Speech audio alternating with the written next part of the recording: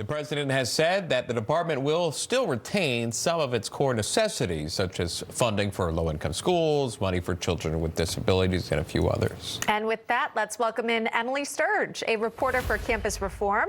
Also joining us, Nicole Neily, founder and president of Defending Education. Welcome to you both. Okay, Emily, start us off here. The Department of Education has changed quite dramatically since President Trump returned to the Oval Office. Do you believe it's in the right direction, wrong direction, and explain your thoughts? Absolutely. I think somebody should cue the YMCA because these first 100 days have been a massive win for America's students, and dismantling the Department of Education is, of course, a step in the right direction. We saw under the previous administration, Biden's Department of Education spent over $1 billion on DEI initiatives throughout the education system, and now dismantling that DEI bureaucracy has been a day one priority of this administration. And I want to be clear about just how much DEI ruled the lives of students within the K through 12 system and the higher education system. Before they even set foot on campus, DEI was used in admission statements. It was used in scholarships, financial aid. Once students were on campus, their courses were ruled by this DEI nonsense. At Campus Reform, we reported that over 2/3 of universities at one point were requiring these DEI courses. Also in housing and graduation ceremonies, this ruled students' lives for so long, and finally students feel like we have an administration who's bringing back merit and individual achievement, those principles, instead of judging people based on their skin color.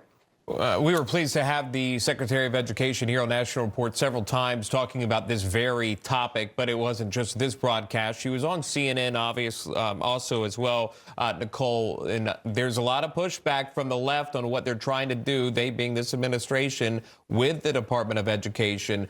Take a look at this exchange. Watch. I think we're looking at putting things in different departments where they can operate very efficiently as we look at how we can shut down the Department of Education. Do they not operate efficiently now? Not as well as they should be. As a matter of fact, the president campaigned on the fact that he wanted to close down the Department of Education.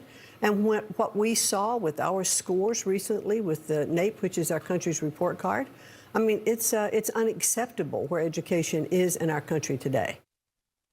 And the big focus here, Nicole, is test scores among so much else, saying that the Department of Education, what's the need for it if the job's not getting done? If our children here in the United States are scoring so low and having such a difficult time, what's the purpose of this entire department, aside from some of the core values that it would need, which will stay in place? Nicole, your thoughts on it?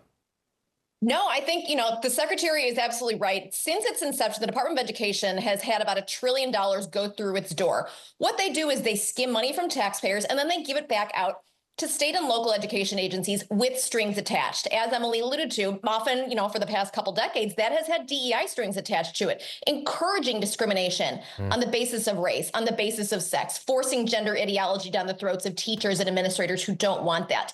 Let's look at the people who are screaming bloody murder right now.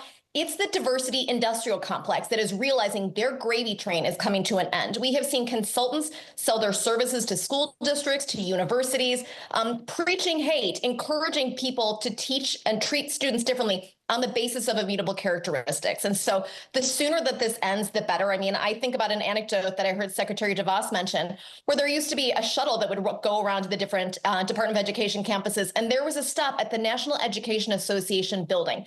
That's how closely they were in bed before. And so let's break that relationship. And as we move things back to the states and give families more control over it, the states, the localities are more responsive to constituents' needs and demands, not anonymous bureaucrats in Washington who think they know better than we do how to raise our children. And let's see what happens, right? When you see those test scores, it's totally not acceptable for America on the world stage. Let's improve those scores, check back in, and watch what happens. That's for a number of President Trump's initiatives, right? So many in the media are so quick to judge it.